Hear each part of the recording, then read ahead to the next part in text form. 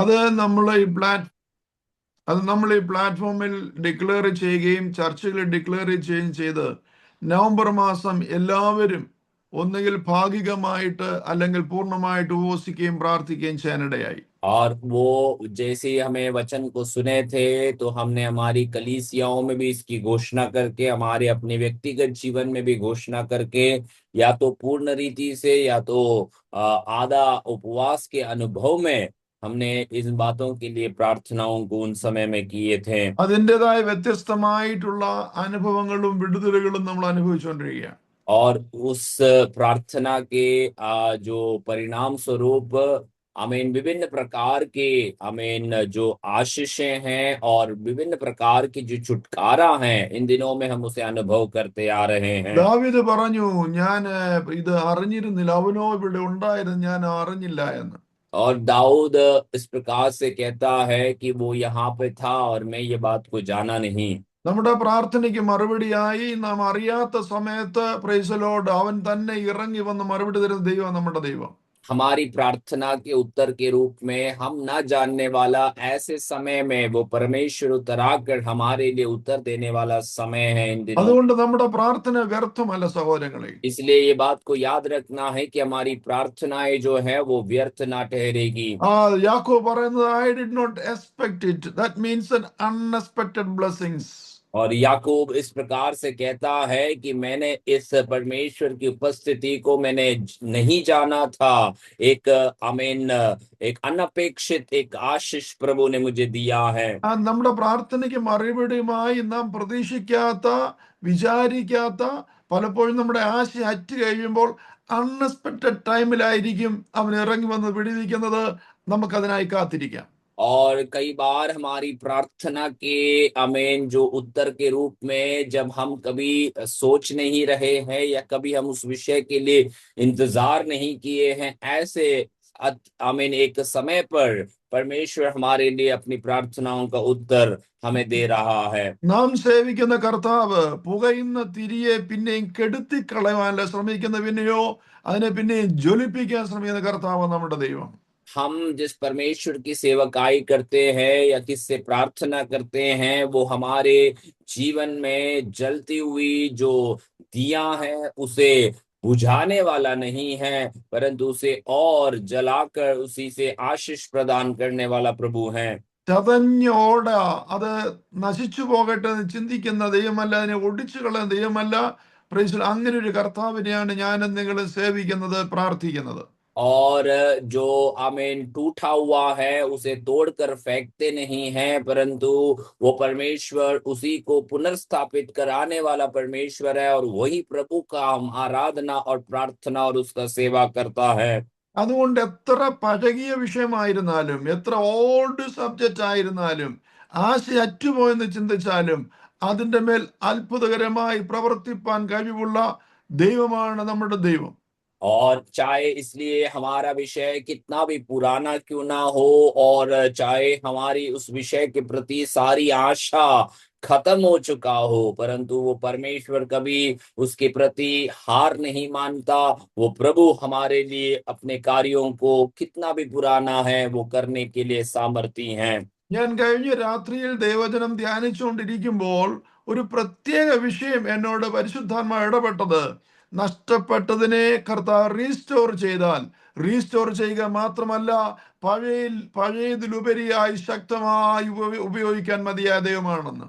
और पिछले दिनों में मैं पिछले रात में जब मैं वचन को मनन कर रहा था तो परमेश्वर की आत्मा मुझे आमीन ये बात को याद दिलाया कि पिछले समयों में आपने अपने जीवन में जो खोया हुआ है उसे पुनर्स्थापित करना ही नहीं, उसी को और सामर्थ्य रूप से उपयोग में लाकर आपके जीवन में एक आशीष के कारण ठहराना, ये प्रभु की पवित्र आत्मा का कार्य रहता है। നമ്മൾ ചരിത്രം നോക്കിയാലും മനസ്സിലാക്കുവാനായിട്ട് സാധിക്കും. പ്രൈസ്തലോ, കൊലപാതകനായ ഒരു മനുഷ്യൻ കൊലപാതകം ചെയ്ത് ജയിലിൽ പോയാൽ, അവിടെ കിടന്ന് മാനസാന്തരപ്പെട്ടാൽ അവന് പഴയതിലുപരിയായി ശക്തിയോടെ കർത്താവിന്റെ നാമത്തിന്റെ മഹത്വത്തിന് ഉപയോഗിക്കുന്ന ചരിത്രം നമ്മുടെ മുൻപിൽ കണ്ടിട്ടുണ്ട്. आप एक इतिहास को भी उठाकर देखें तो वहां पर भी मैं बात को समझते हैं। यदि एक व्यक्ति किसी का खून करके यदि वो जेल में चले जाए और वहां पर यदि वो प्रभु का सुसमाचार सुनकर मन फिराकर प्रभु में आए तो उसी को अपने पुराने जीवन से भी बहुत आशीषमय रूप से आगे के जीवन को जीने के लिए प्रभु उसके जीवन में कार्य करता है। നിങ്ങളുടെ മക്കൾ നിങ്ങളുടെ കയ്യിൽ നഷ്ടപ്പെടുമോ എന്ന് ചിന്തിച്ച് നിങ്ങൾ ഉപവസിക്കുകയും പ്രാർത്ഥിക്കുകയും ചെയ്യുമ്പോൾ അവർ മടങ്ങി വരുമ്പോൾ പഴയതിലുപരിയായ ശക്തിയോടെ കർത്താവിന്റെ നാമത്തിന് നിൽക്കുന്നവരെ നമുക്ക് കാണുവാൻ സാധിച്ചിട്ടുണ്ട്. और यदि आप ये चिंता में रहते हुए कि आपके अपने बच्चे को आप खो देंगे और उसी के लिए आप उपवास और प्रार्थना करते हुए प्रभु की उपस्थिति में रहते हैं तो आपके बच्चे की अवस्थाओं को बदलकर पुराने से भी बेहतर अनुभव में ले आकर प्रभु के कार्य के लिए प्रभु उनको उपयोगी ठहराता है। അതുകൊണ്ട് ആത്മീകമായിക്കൊള്ളട്ടെ, ശാരീരികമായിക്കൊള്ളട്ടെ, എന്തെങ്കിലും നമ്മുടെ സ്നേഹബന്ധങ്ങളായിക്കൊള്ളട്ടെ, സാമ്പത്തികമായിക്കൊള്ളട്ടെ, എന്ത് നമുക്ക് നഷ്ടപ്പെട്ടു പോയോ അതിനെ അതിന്റെ പലിശകളോടുകൂടെ മടക്കി തരുന്ന ഒരു ദൈവത്തെയാണ് ഞാൻ നിങ്ങൾ സേവിക്കുന്നത്. और इसलिए चाहे वो आत्मिक जीवन की परिस्थिति में हो या आपके भौतिक जीवन या शारीरिक अवस्था में हो, जो कुछ आपने अपने जीवन में नष्ट किया है उसी को फिर से पुनर्स्थापित कराकर जो नष्ट हुए हैं उसको दुगना लाभ में बदल देने वाला वो प्रभु का सेवा हम आज कर रहे हैं। ഒരു പക്ഷെ നിങ്ങൾ ഇങ്ങനെ ചിന്തിക്കുക, എന്റെ ചില വർഷങ്ങൾ എന്റെ ചില സമയങ്ങൾ പോലും നഷ്ടമായി പോയെന്ന് ചിന്തിക്കുന്നുവെങ്കിൽ അതിനെ നിങ്ങൾ മടങ്ങി വരുമ്പോൾ ആ വർഷങ്ങളെ മടക്കി തന്ന് കഴിഞ്ഞ നാളുകൾ ചെയ്യുന്നതിലുപരിയായി ശക്തിയോടെ നിങ്ങളെ ഉപയോഗിക്കാൻ സാധിക്കുന്ന ദൈവമാണ് നമ്മുടെ ദൈവം. हो सकता है कि आप इस प्रकार से सोच रहे हैं कि आप अपने जीवन के कीमती समयों को नष्ट कर दिए हैं, अब मुझे अपना समय को मैं वापस नहीं ले पाऊंगा। और यदि आप मन फिराकर प्रभु में लौट कर आते हैं तो आपका नष्ट हुआ समय को और दुगना लाभ में बदलकर आपको फिर से पुनर्स्थापित कराकर आपके जीवन से बड़े महान कार्यों को करने के लिए वो प्रभु सामर्थी हैं। ഒരു രോഗിയും ഡോക്ടറിന്റെ ട്രീറ്റ്മെന്റ് നിമിത്തം നഷ്ടപ്പെട്ടു പോയ സൗഖ്യമായിട്ട് അതിശക്തിയോടെ ഉപയോഗിക്കുന്ന നമ്മൾ കണ്ടിട്ടില്ല. और हमने कभी ये बात को देखता नहीं है कि एक रोगी व्यक्ति अपने डॉक्टर के ट्रीटमेंट से इलाज से जो उनके जीवन में नष्ट हुआ था उसको फिर से वो पुनर्स्थापित करा के बहुत एक अच्छा सुखद जीवन जी रहा हो। ആ അപകടത്തിലൂടെ ഫ്രാക്ചർ ആയ കയ്യോ കാലോ ഫ്രാക്ചർ ആയത് റിപ്പയർ ചെയ്ത് സൗഖ്യമായാൽ പോലും പറയും എന്റെ അസ്ഥികൾക്ക് വേദനയുണ്ടെന്ന്. और मान लीजिए कि एक व्यक्ति का दुर्घटना होता है और वो यदि उसके हाथ और पैर या कोई टूट जाते हैं, यदि उसको वो इलाज कराकर उसको सही भी करा दे फिर बाद में भी वे इस प्रकार से शिकायत करते हैं कि मेरे हड्डियों में फिर से दर्द होती हैं। എന്നാൽ എന്നെ കേൾക്കുന്ന ദൈവവേദലേ, ദൈവം നിന്റെ ജീവിതത്തെ സ്പർശിച്ച് നിന്നെ മടക്കി വരുത്തിയാൽ, നിന്നെ യഥാസ്ഥാനപ്പെടുത്തിയാൽ, റീസ്റ്റോർ ചെയ്താൽ കഴിഞ്ഞ നാളുകളിലേക്കാൾ ഉപരിയായി ഉപയോഗിക്കുവാൻ സാധിക്കുന്ന സർവശക്തനായ ദൈവത്തിന്റെ കരങ്ങളിലാണ് ഞാനും നിങ്ങളുമായിരിക്കുന്നത്. और ये बात को आप सुनना जरूरी है, ध्यान से समझना जरूरी है कि यदि परमेश्वर यदि आपके पुराने जीवन की अवस्थाओं में से यदि आपको पुनर्स्थापित कराकर लौटा कर ले आ रहा है तो जो भी आपके जीवन में नष्ट हुए हैं उसी को नया बनाकर एक आशीषमय अनुभव में प्रभु आपको चला सकता है। എന്റെയും നിങ്ങളുടെയും കഠിന പരിശ്രമങ്ങളിലൂടെ മടക്കി വരുത്താമെന്ന് ചിന്തിച്ചാൽ, തിരിച്ചു പിടിക്കാമെന്ന് ചിന്തിച്ചാൽ അതിനെ പോലെയുള്ള ഒരു ഫൂളിഷ്നസ് വേറെയില്ല. എന്നാൽ യേശു ക്രിസ്തു എന്ന മധ്യസ്ഥനിലൂടെ, യേശു ക്രിസ്തു നമ്മുടെ രക്ഷകനിലൂടെ നമുക്ക് സകലവും തിരിച്ചു വരുത്തുവാനായിട്ട് സാധിക്കും. आप यदि ये सोच रहे हैं कि आप अपने बलबूते से ये बातों को आप अपने जीवन में हासिल कर ले या आपने जो भी नष्ट किए हैं उसी को आप फिर से अपने जीवन में ले ले तो आपके समान या उस व्यक्ति के समान एक मूर्ख इस दुनिया में और कोई नहीं रहेगा। केवल और केवल यीशु मसीह जो हमारे लिए एक मध्यस्थ के रूप में काम करता है उसी के द्वारा हम अपने जीवन में सब कुछ पुनर्स्थापित करा सकते हैं। നമ്മുടെ കഠിന പ്രയത്നങ്ങൾ, നമ്മുടെ ചിന്തകൾ പലപ്പോഴും വ്യർത്ഥമാകുമ്പോൾ യേശു ക്രിസ്തുവിലൂടെയുള്ള റീസ്റ്റോറേഷൻ അത് പെർമനന്റ് ആയിരിക്കും. അത് പഴയതിനേക്കാൾ ഉപരിയായ വീറോടെ, ശക്തിയോടെ പ്രവർത്തിക്കുന്നതായിരിക്കും. हमारी कठिन प्रयत्न, हमारा प्रयास जब व्यर्थ ठहरता है, तो यीशु मसीह नामक उस मध्यस्थ करने वाला उस परमेश्वर के द्वारा हमारे जीवन को पुराने से भी बेहतर अनुभव में वो पुनर्स्थापित कराकर हमारे जीवन में प्रभु के कार्यों को वो साबित कर सकते हैं। അതാണ് സ്പിരിച്വൽ റെസ്റ്റോറേഷൻ. യേശു ക്രിസ്തുവിലൂടെ നമുക്ക് ആത്മീയമായി നഷ്ടപ്പെട്ടു പോയതിനെ ഒക്കെയും പ്രൈസ് അവന്റെ രക്തത്താലുള്ള വിടുതൽ നിമിത്തം നമുക്ക് മടക്കി പിടിക്കുവാൻ സാധിക്കും. और यही बात को हम आत्मिक पुनर्स्थापना के विषय में हम समझते हैं कि आत्मिक जीवन में हमने जो कुछ भी नष्ट किया है, उसकी लहू के द्वारा जो छुटकारा और उद्धार हमें वो देता है, उसी से हम अपने जीवन में सब कुछ आमीन फिर से हासिल कर सकते हैं। പ്രൈസ് അറുക്കുവാനും മുടിക്കുവാനും നശിപ്പിക്കുവാനും കടന്നു വരുന്ന സാത്താൻ നിങ്ങളുടെ എന്തെങ്കിലും നഷ്ടപ്പെടുത്തിയിട്ടുണ്ടോ? യേശു ക്രിസ്തുവിലൂടെ നിങ്ങൾക്കത് തിരിച്ചു കിട്ടുവാനായിട്ട് സാധിക്കും. और शैतान जो चोरी करने के लिए, घात करने के लिए, हत्या करने के लिए आते हैं, और उस शैतान के द्वारा आपके जीवन में यदि कोई बात या यदि कोई आमीन विषय के प्रति आपको नुकसान उठाना पड़े, तो यीशु मसीह पर के पास लौट कर आए, वो आपके जीवन में पुनर्स्थापित करा सकते हैं। പ്രൈസ് സാത്താന്റെ പ്രവർത്തന നിമിത്തം നിങ്ങൾക്ക് എന്തെങ്കിലും മുറിഞ്ഞു പോയോ, കട്ട് ചെയ്ത് പോയിട്ടുണ്ടോ? അതിനെ റീജോയിൻ ചെയ്യുവാൻ, റീസ്റ്റോർ ചെയ്യുവാൻ എന്റെ കർത്താവിന് സാധിക്കും. यदि शैतान की कोई कार्यों के प्रति आपके जीवन में कुछ बातों में दरार आई है या टूटी हुई अवस्था में है, तो उसी को फिर से पुनर्स्थापित करने के लिए आप यीशु मसीह के पास आए, वो आपके लिए कार्य करेगा। യേശു സുവിശേഷങ്ങൾ വായിക്കുമ്പോൾ ഇത് ഉടനീളം അനേക എക്സാമ്പിൾസ് ആണ് നമുക്ക് കാണാൻ സാധിക്കുന്നത്.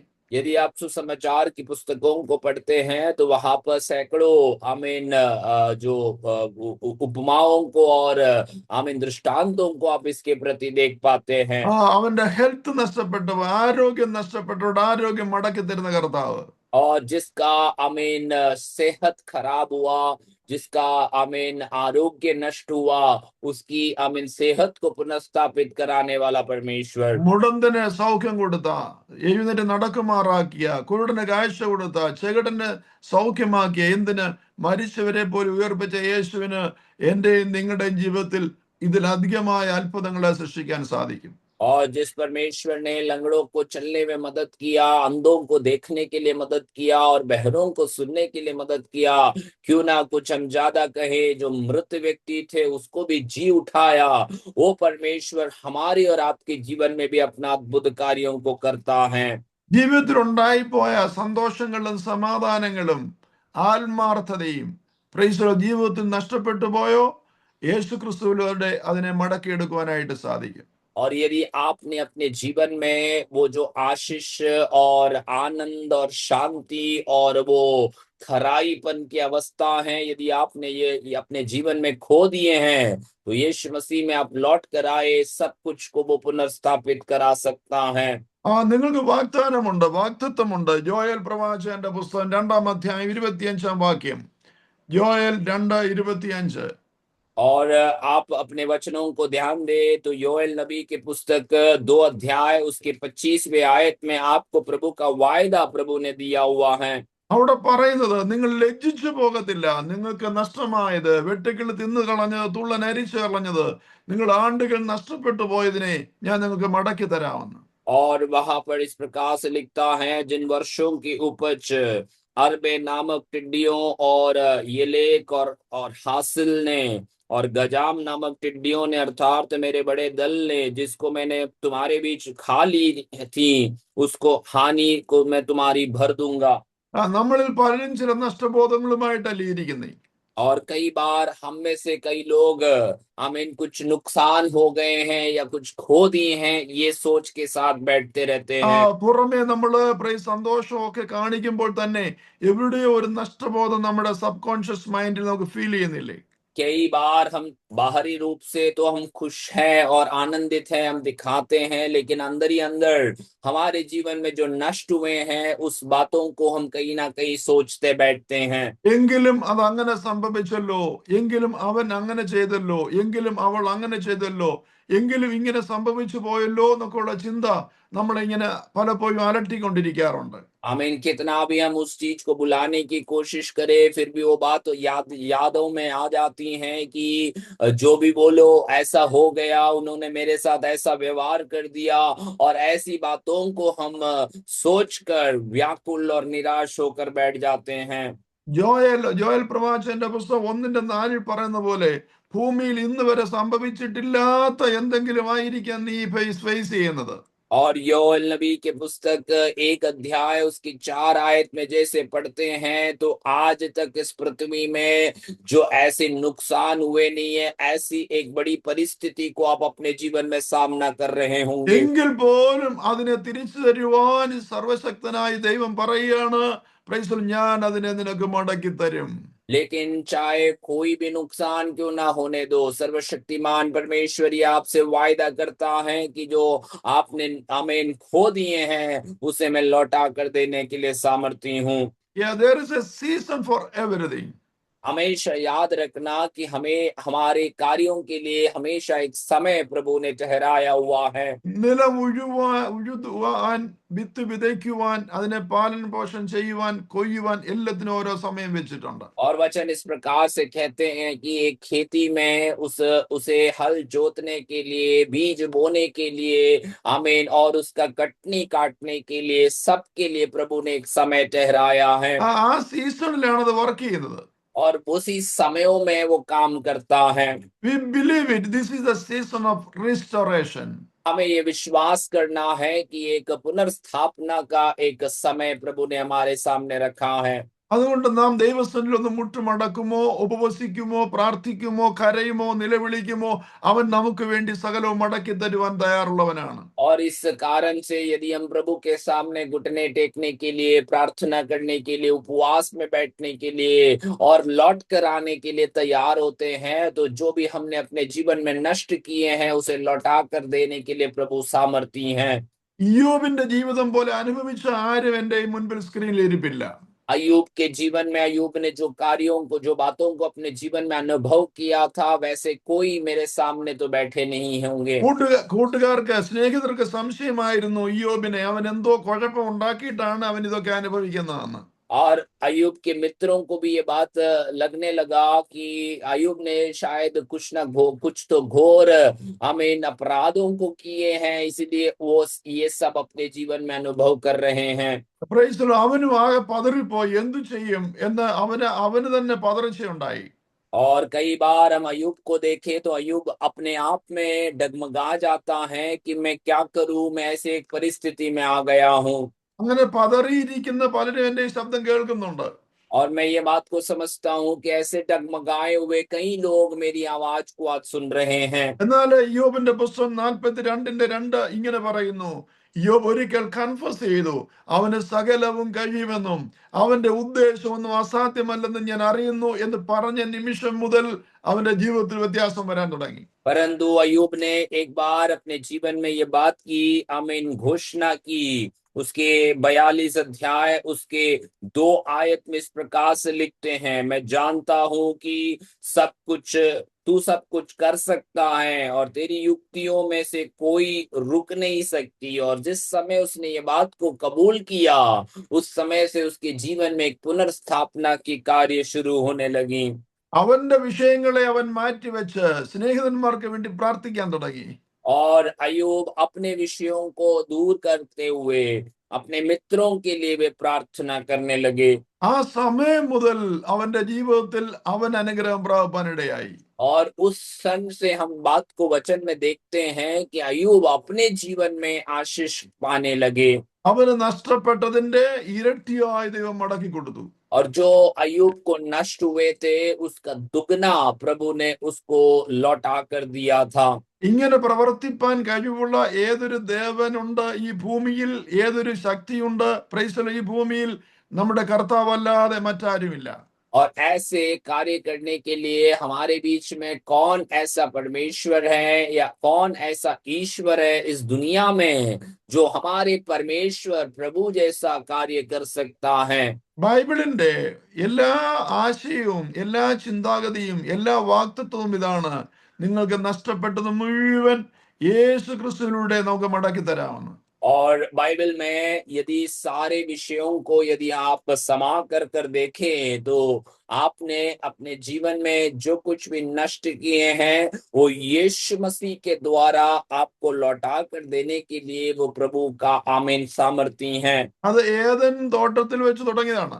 और ये जो कार्य हैं वो अदन की वाटिका से उसने शुरुआत किया है। അതിന് വിവിധ നിയമങ്ങളും പദ്ധതികളും യഹോവയായ ദൈവം തയ്യാറാക്കി.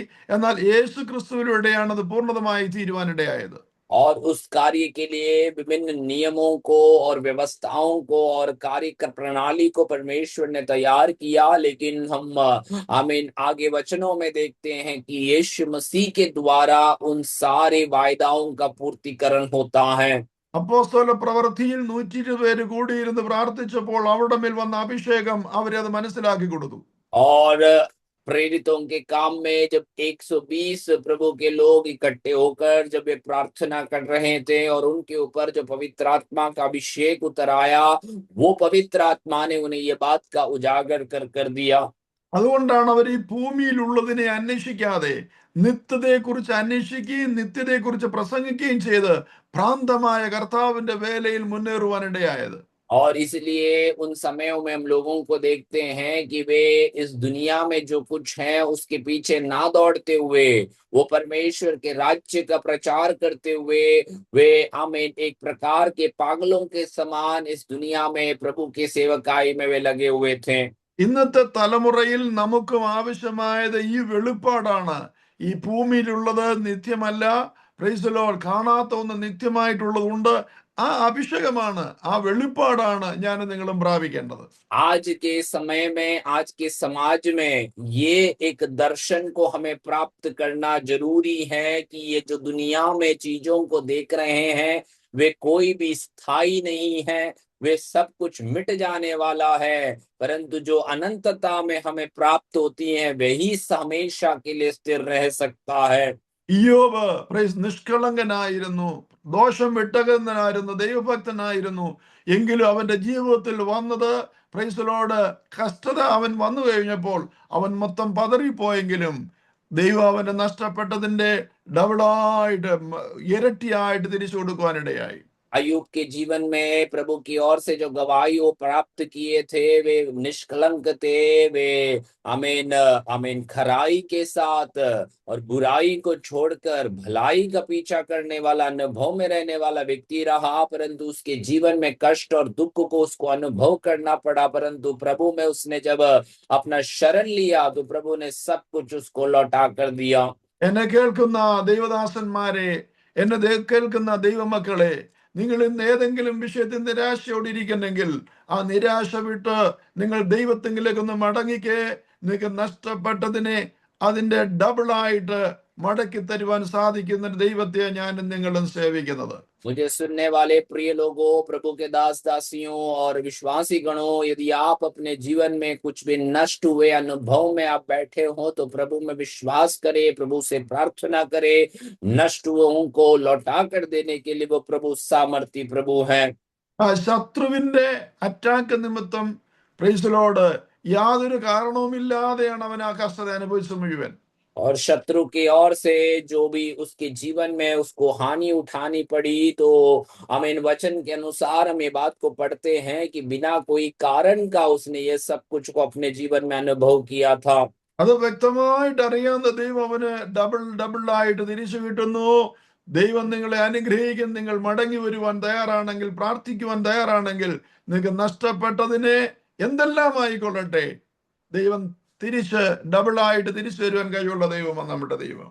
अय्यूब के जीवन में बड़े स्पष्ट रीति से बात को देखता है कि जो भी उसको नष्ट हुआ वो दुगने आमीन रीति से प्रभु ने उसको आशीषित कर दिया। तो मेरे सुनने वाले प्रिय लोगों, आपने यदि अपने जीवन में कोई बात का नष्ट उठाया है, हानि उठाए हैं, तो प्रभु के पास लौटाने के लिए तैयार हो जाए, प्रार्थना करने के लिए तैयार हो जाए, वे सब कुछ आपको पुनर्स्थापित करा कर देता है। ബൈബിള് രൂത്തിന്റെ പുസ്തകത്തിൽ രൂത്തിന്റെ അമ്മാവിയമ്മയായ നയോമിയെ നമുക്ക് നോക്കാം. और बाइबल में रूत की पुस्तक में रूत के जो सासू माँ थी, आमीन, जो नवमी, उसकी ओर हम ध्यान लगाएं। നവോമിക്ക് എന്താണ് സംഭവിച്ചത്? और नवमी के साथ क्या हुआ? തന്റെ ഭർത്താവ് നഷ്ടപ്പെട്ടു, രണ്ടാൺമക്കൾ നഷ്ടപ്പെട്ടു. नवमी का अपना पति को वो खो दिया और उनके दो बेटों को उसने खो दिए। അവൾക്കുള്ളതൊക്കെ നഷ്ടമായി. और नवमी के हाथ में जो कुछ भी उसका कहने के लिए था वो सब वो नष्ट कर दिए। എന്താണ് കാരണം? और क्या है ये कारण? ആ ക്ഷാമം വന്നപ്പോൾ അവൾ ജാതികളുടെ ഇടയിലേക്ക് ഇറങ്ങിപ്പോയി. और कारण ये था क्योंकि जब उसके देश में अकाल आया तो वो अन्य जातियों के देश की ओर वे चले गए। അവളുടെ വിശ്വാസത്തിനും അവളുടെ ജാതിക്കും എതിരെ അവൾ കോംപ്രമൈസ് ചെയ്യാൻ തയ്യാറായി. और उसके विश्वास के प्रति और उसके समाज के प्रति वो समझौता करने के लिए तैयार हो गई। മോശയുടെ ന്യായപ്രമാണം തന്നിട്ടുണ്ട്, നിങ്ങൾ എവിടെങ്കിലും ചെന്നാൽ ആ ജാതികളുമായി നിങ്ങൾ കോംപ്രമൈസ് ചെയ്യരുതെന്ന്, അവരുടെ ആചാരം പഠിക്കരുതെന്ന്, അവരെ പോലെ ജീവിക്കരുതെന്ന്. मूसा के द्वारा इजरायली जाति को व्यवस्था दी गई थी कि यदि कोई अन्य जातियों के स्थान में जाए तो अन्य जातियों के साथ तुम संक्रमित जीवन को ना जीना या उनके साथ एक समझौते के अनुभव में ना रहना है। അതെല്ലാം കാറ്റിൽ പറത്തിക്കൊണ്ട് കോംപ്രമൈസ് ചെയ്യുന്നതിന്റെ ജീവിതം അവൾ നയിച്ചു. അവൾക്ക് മുഴുവൻ നഷ്ടം. അവൾ എന്ത് ലാഭമായി തീരുമെന്ന് വിചാരിച്ചോ അത് മുഴുവൻ അവൾക്ക് നഷ്ടമായി തീർന്നു. और परमेश्वर की व्यवस्था को सब हवा में उड़ाकर वे एक समझौते का जीवन जीने के लिए उसने जब आरंभ किया, जो तो उसके जीवन में जो कुछ भी उसके लिए लाभ होना था वो सब कुछ उसने अपने जीवन में खो दिए। ഇങ്ങനെയുള്ള പലരെയും ഞാൻ കണ്ടുമുട്ടിയിട്ടുണ്ട്. और ऐसे अनुभव करने वाले अधिकांश लोगों को मैंने मेरे जीवन में मैंने आमने सामने देखा है। ആ എന്തെങ്കിലും ഭൗതിക നേട്ടത്തിന് വേണ്ടി കർത്താവിനെ വിട്ടിട്ട് വിശ്വാസം വിട്ടിട്ട് ദുരുപദേശത്തിലേക്ക് പോകുന്നവരെ, തിരിച്ചു പോകുന്നവരെ, മടങ്ങിപ്പോകുന്നവരെ ഞങ്ങൾ കണ്ടിട്ടുണ്ട്. और कुछ भौतिक आशीषों के लिए परमेश्वर को छोड़कर, उपदेशों को छोड़कर गलत उपदेशों के पीछे जाने वाले अधिकतर लोगों को हमने देखे हैं। നിങ്ങൾക്കും വേണമെങ്കിൽ പരിചയമുള്ള ലിസ്റ്റ് തയ്യാറാക്കാം. और आप भी चाहे तो ऐसे लोगों का एक बड़ी सूची को आप तैयार कर सकते हैं। അവർ എന്തിനായി കർത്താവിനെ വിട്ടുപോയോ അത് അവരുടെ ജീവിതത്തിൽ നഷ്ടമായി തീർന്നിട്ടുണ്ട്. और वे किस कारण से परमेश्वर को छोड़कर उसके पीछे गए हैं वो उन्होंने अपने जीवन में खो दिए हैं। ഒരു എക്സാമ്പിൾ ഞാൻ നിങ്ങളോട് പറയാം. एक छोटी सी एक उदाहरण मैं आपको देता हूँ। ഞാനൊരു സ്ത്രീയെ കണ്ടുമുട്ടി. मैं एक बहन से एक मुलाकात मेरा हुआ। ഞങ്ങൾ അവരോട് സംസാരിച്ചപ്പോൾ അവര് പെന്തക്കോസ്ത് വിശ്വാസിയായിരുന്നു എന്ന് മനസ്സിലായി. और हमने जब उनसे बात किए तो हमें ये बात का पता लगा कि वे एक पेंटिकॉस्ट के अनुभव में एक विश्वासी रही हैं। എന്നാൽ ഇപ്പോൾ അവർ ഓർത്തഡോക്സിലാണ്. परंतु अब वो नामदारी कलीसियाओं में हैं। ഞാൻ അതിശയത്തോട് ചോദിച്ചു എന്നാ പറ്റിയെന്ന്. और मैं अचंभित होकर ये बात से उन्हें सवाल किया कि क्या कारण से आप ऐसे किए। അന്നേരം പറഞ്ഞു, ഞാൻ ബോംബെയിൽ വന്നപ്പോൾ ഒരു ഓർത്തഡോക്സ് ഒരു പയ്യനുമായി സ്നേഹമായി അവനെ വിവാഹം കഴിക്കുവാൻ വേണ്ടി ഓർത്തഡോക്സിലേക്ക് പോയെന്ന് പറഞ്ഞു. और उन्होंने इस प्रकार से उत्तर दिया कि मैं जब मुंबई आए थे तब मैं एक ऐसे नामदारी कलीसिया के एक लड़के से मेरा प्रेम हो गया और उसको शादी करने के लिए मैं अपने कलीसिया को छोड़कर गई। രണ്ടാൺമക്കൾ ജനിച്ചു.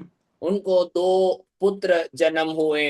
അവർ കൊച്ചു കുഞ്ഞുങ്ങളായിരിക്കുമ്പോൾ അവൾ എന്തിനു വേണ്ടി യേശുവിനെ വിട്ടു വന്നുവോ അവൻ അവളുടെ ജീവിതത്തിൽ നിന്ന് വിട്ടുപോകുവാനിടയായി.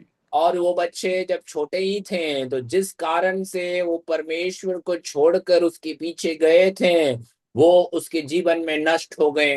അവൾ വിധവയായി. और वो विधवा की अवस्था में रहे। പിന്നീട് ആ രണ്ട് കുഞ്ഞുങ്ങളെ വളർത്തുവാൻ അവൾ ബന്ധപ്പെട്ടു. और फिर वो 2 बच्चों को पालन पोषण करने के लिए वे बड़े कष्ट उठाई। അതിൽ മൂത്ത മകന്റെ വിവാഹ വിഷയത്തോടുള്ള ബന്ധത്തിലാണ് ഞാൻ കണ്ടുമുട്ടുവാനിടയായത്. और उससे संबंधित उनके बड़े बेटे के विवाह के विषय के संबंधित कारण से मैं उनसे मुलाकात करने का अनुभव हुआ। ഒരു കാര്യം, ഒരു വാണിംഗ് എന്ന നിലയിൽ ഞാൻ അങ്ങോട്ട് പറയാം.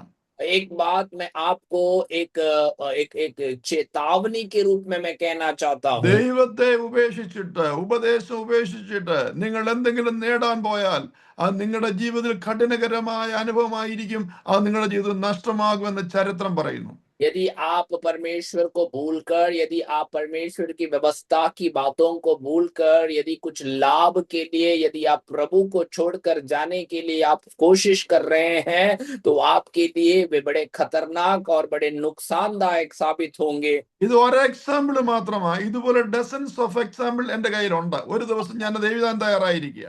और ये केवल एक उदाहरण को मैंने कहा, ऐसे सैकड़ों उदाहरण मेरे हाथ में है। मैं इस सबको एक आमीन संक्रमित अनुभव में लिखने के लिए कोशिश कर रहा हूँ। എന്നാൽ വിശ്വാസത്തിൽ വന്നിട്ട് ഏത് സാഹചര്യത്തിലും കഷ്ടതയോടെ ഉറച്ചു നിന്നവരെ വരും നാളുകളിൽ ദൈവം അത്ഭുതകരമായി ഉയർത്തിയിട്ടുണ്ട്, അനുഗ്രഹിച്ചിട്ടുണ്ട്. परंतु विश्वास में आकर कौन सी भी परिस्थिति में क्यों ना हो, कष्ट उठाए हुए, निंदा सहकर प्रभु के लिए खड़े हुए लोगों को परमेश्वर ने बाद के समयों में आशीष देकर उठाया है। നവോമി മടങ്ങി വരുവാൻ തയ്യാറായപ്പോൾ അവർക്ക് നഷ്ടപ്പെട്ടതിനെ ഒക്കെയും ദൈവം തിരിച്ചു കൊടുക്കാൻ തീരുമാനിച്ചു. जब नवमी लौट कर आने के लिए तैयार हो गई, तब उसके जीवन में जो उसने नष्ट किए थे उससे सब लौटा कर देने के लिए प्रभु तैयार। ഞാനധികം വിശദീകരിക്കുന്നില്ല, നിങ്ങൾക്കറിയാം എന്റെ വിഷയം റീസ്റ്റോറേഷൻ ആണ്. अब मैं उसके प्रति ज्यादा विस्तारित रीति से कहना नहीं चाहता हूँ। आप सभी जानते हैं कि हमारा विषय जो है वो पुनर्स्थापित कराने के बारे में है। നമ്മൾ മുടിയനായ പുത്രൻ എന്ന് വിളിക്കുന്ന ആ ധനവാന്റെ ആ ഇളയ മകനെ കുറിച്ച് നാം ചിന്തിച്ചു നോക്കിക്കേ. हम उड़ाऊ पुत्र कहने वाले उस धनवान व्यक्ति के उस छोटे बेटे के बारे में आप थोड़ा कल्पना कर देखिए। അവൻ പിതാവ് കൊടുത്ത സകലവും നഷ്ടമാക്കിയിട്ട് തിരിച്ചു വന്നിട്ട് പോലും അവനെ ആശ്ലേഷം ചെയ്ത ഒരു പിതാവിനെ നമ്മൾ കാണുന്നത്. ओ उस पिता के द्वारा उसकी संपत्तियों को ले जाकर सब कुछ को नष्ट करने के बावजूद भी हम ये बात को देखते हैं कि वो जब वो लौट कर आता है तो पिता उसको किस प्रकार से आमीन गले लगते हैं और किस प्रकार से उसकी स्वागत करते हैं। उस अनुभव को हम पढ़ते हैं। എന്നെ കേൾക്കുന്ന ദൈവവേദലേ ദൈവദാസന്മാരെ, നിങ്ങളുടെ ജീവിതത്തിൽ മനഃപൂർവ്വമായി നിങ്ങൾ എന്തെങ്കിലും നഷ്ടപ്പെടുത്തി കളഞ്ഞു എന്ന് ചിന്തിച്ച് നിരാശയോടിരിക്കുന്നെങ്കിലും നിങ്ങൾ തിരിച്ച് ഈ കർത്താവിലേക്ക് മടങ്ങി വരുവാൻ തയ്യാറായാൽ നഷ്ടപ്പെട്ടതിലുപരിയായി മടക്കി തരുവാൻ കഴിയുള്ള കർത്താവ് നിങ്ങൾക്ക് വേണ്ടി കാത്തിരിക്കുന്നു. मुझे सुनने वाले प्रभु के दासों या प्रभु के लोगों, यदि आपने अपने जीवन में यदि कोई भी बात को जानबूझकर भी नष्ट किए हुए हैं, ऐसी एक सोच के साथ, दुख के साथ आप बैठे हैं, तो इन दिनों में प्रभु के पास लौट कर आने के लिए और मन फिराने के लिए आप तैयार होते हैं, तो आपने जो नष्ट किए हैं उसे लौटा कर देने के लिए प्रभु सामर्थी हैं। അനവധി ഉദാഹരണങ്ങളും അനവധി വാക്തത്വങ്ങളും അനവധി റെഫറൻസും എന്റെ മുൻപിലുണ്ട്. और बहुत सारे उदाहरणों को और बहुत सारी वायदाओं को, बहुत सारे वचन की आयत मेरे सामने प्रभु ने मुझे दिए हैं। ഇന്നത്തെ ഈ സമയം അത് മുഴുവൻ പറയുവാൻ സമയം അനുവദിക്കുന്നില്ല. और आज के ये दिन ये सब बातों को कहने के लिए समय हमें अनुमति नहीं दे रहा। Praise the Lord. അതുകൊണ്ട് ഞാൻ അല്പം സ്പീഡിൽ പോകട്ടെ. इसलिए मैं थोड़ा जल्दी से मैं जाना चाहता Praise the हूँ। Lord. നമുക്ക് 4 സ്റ്റെപ്പുകളാണ് റീസ്റ്റോറേഷന് കാണുന്നത്. और 4 जो अमीन कदम है उस पुनर्स्थापना का हम वचन में देखते हैं। ഒന്ന് കൺഫെഷൻ, एक है हमें अमीन पश्चाताप को करना है, 2 ക്ലീൻസിങ്, और दूसरा है एक शुद्धिकरण की अवस्था में आना है, 3 ക്രിയേറ്റിംഗ്, और तीसरा है हमें फिर से बनाने की एक आरंभ करना है, 4 കോളിംഗ്. और चौथा है एक बुलाहट के प्रति। നിങ്ങൾ സങ്കീർത്തനം 51 അധ്യായം വായിച്ചാൽ और यदि आप भजन संहिता आमीन 51 अध्याय को पढ़ेंगे, ദാവീദിന്റെ പറ്റിപ്പോയ അബദ്ധത്തിൽ നിന്ന് അവൻ മടങ്ങി വരുന്നത് ഈ 4 മെത്തേഡിലൂടെയാണ്. और दाऊद के जीवन में जो उसने जो गलती किए थे उसमें से लौट कर आने का ये 4 प्रक्रियाओं के द्वारा होता है। അവൻ പശ്ചാത്തപിച്ച് സ്വന്തം ശുദ്ധീകരണം പ്രാപിച്ച് പുതിയ കർത്താവേ നിന്റെ ആത്മാവിനെ എന്നെ എടുക്കല്ലേ, എന്റെ ഹൃദയത്തിൽ പുതിയ സൃഷ്ടിയാക്കി തീർക്കണം നിലവിളിച്ച് പ്രാർത്ഥിച്ചപ്പോൾ പ്രൈസ് ദി ലോർഡ് ദൈവം നഷ്ടപ്പെട്ടതിനെ മടക്കി കൊടുത്തു. जब वो अपने जीवन में किए हुए पापों के प्रति जब वो अंगीकार कर कर पश्चाताप करता है और परमेश्वर से एक शुद्धिकरण को अपने जीवन में वो प्राप्त करता है, उसके बाद प्रभु से कहता है कि परमेश्वर मुझ में एक नई आत्मा उत्पन्न कर, और फिर अपनी बुलाहट के प्रति वो आगे को बढ़ता है। 4 മെത്തേഡുകളാണ് ദൈവം പിന്നെ പ്രൈസലോട് റീസ്റ്റോറേഷന് വേണ്ടി ഉപയോഗിക്കുന്നത്. 4 आमीन अलग भूमिकाओं को परमेश्वर अपनाता है हमारे जीवन में पुनर्स्थापना के कार्यों को करने के लिए। ഒന്ന് റീപ്ലേസ്. एक है हमारे जीवन में जो नष्ट हुआ है उसको बदली करता है। ശൗല് യഹോവയോട് പാപം ചെയ്ത് കഴിഞ്ഞപ്പോൾ ആ സ്ഥാനത്തേക്ക് ദാവീദിനെ റീപ്ലേസ് ചെയ്യുന്നു. और जब शाऊल परमेश्वर की उपस्थिति में आमीन जब पाप किया तो वहां पर उसे दाऊद से वो बदली कर देते हैं। യൂദ യേശുവിനെ ഒറ്റിക്കൊടുത്ത് പ്രതിഫലം വാങ്ങിച്ച് തൂങ്ങി മരിച്ചപ്പോൾ ആ സ്ഥാനത്തേക്ക് മത്യാസിനെ റീപ്ലേസ് ചെയ്യുന്നു. और जब यूदा इस्करियोती ने जब यीशु मसीह को पकड़वा कर जब वो फांसी लगाकर अपने आप को आमीन खुदकुशी में मार दिए तो परमेश्वर के लोगों ने मत्तियास को उसके बदले में ले लिया। ആരെങ്കിലും എന്തെങ്കിലും ചെയ്തെന്ന് വിചാരിച്ച് അവന്റെ പ്രവൃത്തി നിന്നു പോകുന്നില്ല. അവനറിയാം എങ്ങനെ റീപ്ലേസ് ചെയ്യണമെന്ന്, എങ്ങനെ റീസ്റ്റോർ ചെയ്യണമെന്ന്. और कोई भी कुछ करने के कारण आमीन उसका कार्य रुक नहीं जाता है। वो प्रभु जानता है कि किस प्रकार से दूसरे एक व्यक्ति को उसी से बदली करना है। അതുകൊണ്ട് വിശ്വസ്തരായിരിക്കുക ദൈവസന്നിധിയിൽ. इसलिए हमेशा याद रखना है कि हम प्रभु की उपस्थिति में विश्वास योग्य ठहरे रहना है। രണ്ടാമത് റിന്യൂവൽ എന്നുള്ള മെത്തേഡാണ്, പുതുക്കുക എന്നുള്ള മെത്തേഡാണ്. और दूसरा है नवीनीकरण की अवस्था में हमें चलना है। ഒരുവൻ ക്രിസ്തുവിലായ അവൻ പുതിയ സൃഷ്ടിയായി തീരുന്നു. और यदि एक व्यक्ति मसीह में है तो वो नई सृष्टि बन जाती है। ആ വേശ്യയായ സ്ത്രീ പ്രൈസലോ സമരിയ സ്ത്രീ മാറിയില്ല, പക്ഷെ അവളുടെ ആറ്റിറ്റ്യൂഡ് മാറി, സ്വഭാവം മാറി. और वो सामरी स्त्री जो है जो एक बुरी स्वभाव की स्त्री थी वे स्त्री को बदल नहीं रहा परंतु उसका जो स्वभाव है उसकी आचरण है उसमें एक बदलावट आ जा रहा है। മൂന്നാമത്തെ മെത്തേഡാണ് റിവൈവ് ചെയ്യുക. और तीसरा है उसमें एक नया जागृति को लेकर आना। ആ നാലാമത്തെ മെത്തേഡ് റിട്ടേൺ, ആ മുടിയനായ പുത്രൻ തിരിച്ചു കൊണ്ടുവരിക. और चौथा मेथड है या चौथा तरीका है उसे लौटा कर ले आना। ഇത് വെറുതെ സംഭവിക്കുന്നില്ല. और ये जो है यूं ही नहीं हो रहा। ഇത് നമ്മുടെ സൈഡിൽ നിന്ന് ഒരു പാർട്ടിസിപ്പേഷൻ ദൈവം ആഗ്രഹിക്കുന്നു. और हमारे तरफ से भी एक भूमिका परमेश्वर इच्छा करता है। ഒരു എക്സാമ്പിളിലൂടെ ഞാൻ നിങ്ങളോട് മനസ്സിലാക്കാൻ ശ്രമിക്കാം. एक छोटी सी उदाहरण देकर मैं आपको इन बातों को समझाने की कोशिश करता हूँ। അതിനാവശ്യമായിരിക്കുന്ന ഒരു അസസ്മെന്റ് ആണ്. നമ്മൾ ചിന്തിക്കണം എന്ത് പറ്റി, അസസ് ചെയ്യുക. और उसी के लिए हमें एक छोटी सी परिस्थिति को हमें जांचना है कि उसके प्रति क्या हुआ है। രണ്ടാമത് അതിന്റെ പ്ലാനിങ്ങും അതിന്റെ ഡിസൈനും ആവശ്യമാണ്. दूसरा है कि उसके प्रति एक योजना होना है और उसके प्रति एक डिजाइन हमारे दिमाग में रहना है। പിന്നീട് അതിന്റെ മാനേജ്മെന്റ് ആവശ്യം. How can do it. और उसके बाद उसको किस प्रकार से मैं उसको संचालन करूंगा, मैं उसको कैसे पूरा करूंगा, इसका एक अच्छा रीति हमारे अंदर होनी है। പിന്നെ അതിന്റെ മോണിറ്ററിംഗ് ആൻഡ് ഇവാലുവേഷൻ ആവശ്യമാണ്. और उसके बाद उसको लगातार उसकी ओर ध्यान लगाते हुए उसका मूल्यांकन करना जरूरी है। എന്റെ സമയം കഴിയുന്നു എന്നുള്ളതുകൊണ്ട് ഞാൻ സ്പീഡിൽ ഒരു എക്സാമ്പിൾ പറഞ്ഞങ്ങ് പോകാം. मेरा समय खत्म हो रहा है इसलिए मैं जल्दी से एक छोटा उदाहरण देकर मैं आगे बढ़ता हूँ। 1 ശമൂവേൽ 30 അധ്യായം വായിക്കുമ്പോൾ पहला शमूएल की पुस्तक 30 अध्याय को जब हम पढ़ते हैं അതിന്റെ 1 മുതലുള്ള ഭാഗങ്ങൾ വായിക്കുമ്പോൾ നമുക്ക് കാണാൻ സാധിക്കുന്നത് उसके ദാവീദ് സിക്ലാഗിൽ നിന്ന് പുറപ്പെട്ടു പോയപ്പോൾ പ്രൈസലോട് അവന്റെ ഭാര്യയെയും മക്കളെയും ഉള്ളതെല്ലാം മോഷ്ടിച്ചുകൊണ്ട് പോയ ഒരു ഭാഗത്തെ കാണാൻ സാധിക്കുന്നു.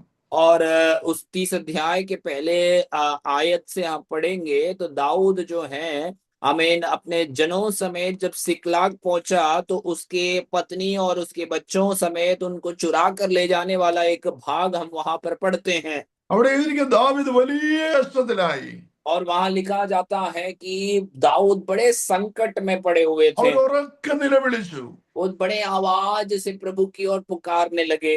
എന്ത് ചെയ്യണമെന്നറിയാതെ അവർ ഭാരപ്പെട്ടു. और क्या करना है ये ना जानते हुए बड़े दुख की अवस्था में वे रहे। കാരണം സകലവും നഷ്ടമായി. कारण ये रहा क्योंकि उसके जीवन में सब कुछ नष्ट हुआ है। ഈ നഷ്ടപ്പെട്ടു പോയതല്ല എങ്ങനെ തിരിച്ചു കൊണ്ടുവരാമെന്ന് അറിയാതെ അവർ ഭാരപ്പെട്ട് പ്രൈസലോ ഉറക്കെ നിലവിളിച്ചു കരഞ്ഞു.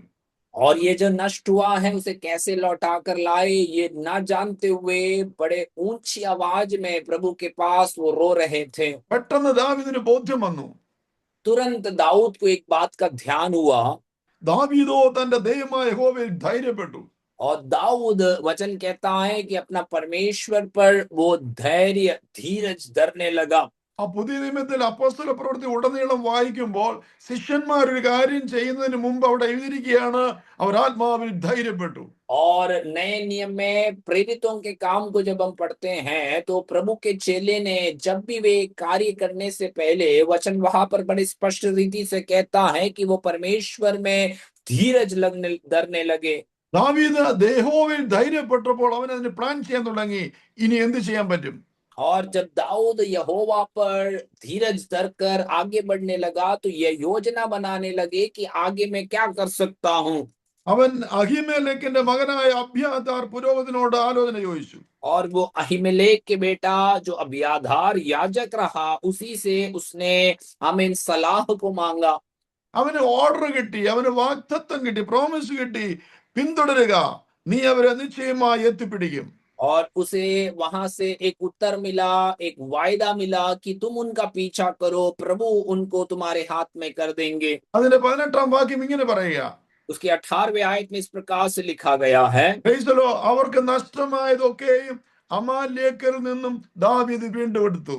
और जो कुछ अमालेकियों ने ले गए थे वे सब दाऊद ने छुड़ाया। മാത്രമല്ല അവന്റെ ശത്രുക്കളെ മുഴുവൻ നശിപ്പിച്ചു. इतना ही नहीं सारे शत्रुओं को उसने नष्ट कर दिए। അപ്പൊ റീസ്റ്റോറേഷൻ എന്ന് പറയുന്നത് പ്രൈസ് ഒരു ഓട്ടോമാറ്റിക് ആയിട്ട് വരുന്നതല്ല, നമ്മുടെ ജീവിതത്തിൽ ഒരു തീരുമാനം നമുക്ക് ആവശ്യമാണ്. और जो पुनर्स्थापना के अनुभव है वे आमीन ऑटोमेटिक से आने वाला एक काम नहीं है, परंतु हमारे जीवन में उसके प्रति एक योजना होना जरूरी है। അതിനായി ഒരു പ്ലാനിങ് ഡിസൈനും ആവശ്യമാണ്. और उसी के प्रति एक प्लानिंग होना, योजना होना और उसी का एक आकार हमारे जीवन में होना बहुत जरूरी है। ആ ലഭിച്ചത് ഇംപ്ലിമെന്റ് ചെയ്യണം. और जो मिला है उसे लागू करना है। ഓരോരുത്തരും ഓരോ മെത്തേഡാണ് ഇംപ്ലിമെന്റ് ചെയ്തത്. एक एक व्यक्ति एक एक तरीके से उसे लागू करता है। നെഹമ്യാവിനോട് എസ്രായോടും ചോദിച്ചാൽ പറയും, ഉപവാസവും പ്രാർത്ഥനയുമായിരുന്നു ഞങ്ങളുടെ ഇംപ്ലിമെന്റിന്റെ മെത്തേഡ്. और नेहमिया और एजरा से आप पूछे तो वे कहेंगे उपवास और प्रार्थना ये रहा कि हमारा लागू करने का तरीका था। ആ പത്രോസിനോടും ശേഷമുള്ള ശിഷ്യന്മാരോടും പറഞ്ഞാൽ പറയും, ഞങ്ങൾ ദൈവസ്ഥലിൽ കാത്തിരിക്കുകയായിരുന്നു എന്റെ മെത്തേഡ്. और पतरस और आमीन बाकी चेलों से आप पूछे तो वे कहेंगे कि हम प्रभु की उपस्थिति में इंतजार कर रहे थे, यही हमारे लागू करने की तरीका रहा है। അപ്പോസ്തല പ്രവൃത്തിയിൽ ഉടനീളം പഠിക്കുമ്പോൾ അവർ ആത്മാവിൽ ധൈര്യപ്പെട്ട് പ്രവർത്തിച്ചായിരുന്നു അവരുടെ മെത്തേഡ്. और आमीन प्रेरितों के काम आप पूर्ण रीति से पढ़े तो आत्मा में वो धीरज धरने की एक अवस्था, वही उनका तरीका रहा है। ഇതുവഴി ഉടനീളം നഷ്ടപ്പെട്ടതിനെല്ലാം തിരിച്ചു കിട്ടിയെന്നാണ് നമ്മൾ ഇന്ന് കേട്ടതെങ്കിൽ, എന്നെ കേൾക്കുന്ന പ്രിയ ദൈവവേദലേ, സഹോദര സഹോദരി ദൈവദാസന്മാരെ, നിങ്ങൾ കഴിഞ്ഞ നാളിൽ നഷ്ടപ്പെട്ടു പോയതിനെ മടക്കി തരുവാൻ ദൈവത്തിന് സാധിക്കും. നമ്മുടെ ദേശം ദൈവത്തിന് വേണ്ടി നേടുവാൻ സാധിക്കും. और यदि आज अपने पूर्ण रीति से वचन को पूर्ण आमीन रीति से इस प्रकार से सुना कि हमने जो नष्ट किए हैं वो हमें लौटा कर देने के लिए प्रभु सामर्थ्य है, तो प्रिय दासों, प्रभु के लोगों, जो हमने अपने जीवन में नष्ट किए हैं, हमारे परिवार में हो, कलीसिया में हो, देश के प्रति हो, वो प्रभु हमें लौटा कर देने के लिए संभव है। നമ്മൾ അലേർട്ടായാൽ മതി, हम केवल जागरूक रहना जरूरी है। നമുക്ക് ബോധ്യമായാൽ മതി, हमें उस विषय के प्रति एक बोध्य होना है। നമ്മൾ കാരണം കണ്ടുപിടിച്ചാൽ മതി, उसका कारण क्या है ये ढूंढ निकालना है അതിലേക്ക് നമ്മൾ സ്റ്റെപ്പ് വെച്ചാൽ മതി. और उसी के लिए कदम उठाना है। കർത്താവ് കാത്തിരിക്കുക നമുക്ക് നഷ്ടപ്പെട്ടതിനെ തിരിച്ചു തരുവാൻ. परमेश्वर इंतजार कर रहा है कि हमने अपने जीवन में जो नष्ट किए हैं उसे लौटा कर दे। അതുകൊണ്ട് എത്ര വർഷങ്ങൾ കഴിഞ്ഞാലും നിങ്ങൾ നിരാശപ്പെടണ്ട. इसलिए चाहे कितना भी साल क्यों ना बीत जाए, आप निराश नहीं रहना। എന്ന് നാം തീരുമാനമെടുക്കുമോ അന്ന് മുതൽ കർത്താവ് നമുക്ക് വേണ്ടി പ്രവർത്തിക്കാൻ തുടങ്ങുക. उस समय हम निर्णय लेना शुरू करेंगे, उस समय से परमेश्वर हमारे लिए कार्य करेगा।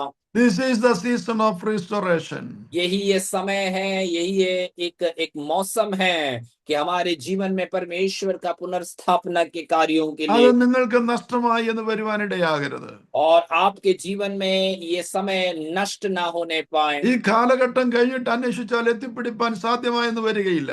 ये समय बीतने के बाद यदि आप उसके प्रति कोशिश करें तो शायद संभव नहीं हो पाएगा कि आप उसे फिर से प्राप्त करें. There is an appointed time for everything.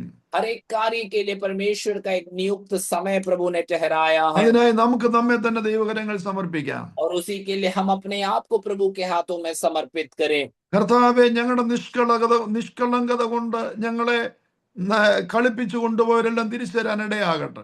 और प्रभु हमें भोलापन के कारण जो लोगों ने हमें फंसाकर हमसे जो लेकर गए हैं वो सब कुछ हमें लौटा कर देने का समय होने दे. ഞങ്ങളുടെ അത്യാഗ്രഹം കൊണ്ട് ജാതികളുമായി കോംപ്രമൈസ് പോലെ കുറെ ഞങ്ങളോട് ക്ഷമിച്ച് ഞങ്ങൾക്ക് നഷ്ടപ്പെട്ട് തിരിച്ചു വരുവാനിടയാകട്ടെ.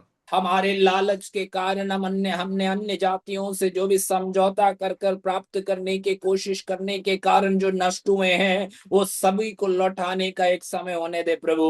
ഞങ്ങൾക്ക് ഞങ്ങളുടെ പിതാവിൽ നിന്ന് ലഭിച്ച കൃപയും കൃപാവരങ്ങളും ഞങ്ങൾ മനഃപൂർവ്വമായി നഷ്ടപ്പെടുത്തി കളഞ്ഞുവെങ്കിൽ ഈ സമയത്ത് ഞങ്ങൾ പശ്ചാത്തപിക്കുകയാണ്, മടക്കി തരുവാനിടയാകട്ടെ. हमारे बाप दादाओं की ओर से मिले हुए वरदानों को और परमेश्वर की आशीषों को यदि हमने जानबूझकर नष्ट किए हैं तो प्रभु इन दिनों में हम पश्चाताप करते हैं, हमें उसे लौटा कर देना प्रभु. കഴിഞ്ഞ നാളുകളേക്കാൾ ഉപരിയായി ദൈവം ഞങ്ങളെ ഉപയോഗിക്കട്ടെ. पिछले समयों से भी बढ़कर अधिक सामर्थ्य रूप में इन दिनों में प्रभु आप हमें उपयोग करें. യേശുവിൻ നാമത്തിൽ തന്നെ ആമേൻ. यीशु मसीह के नाम में आमेन.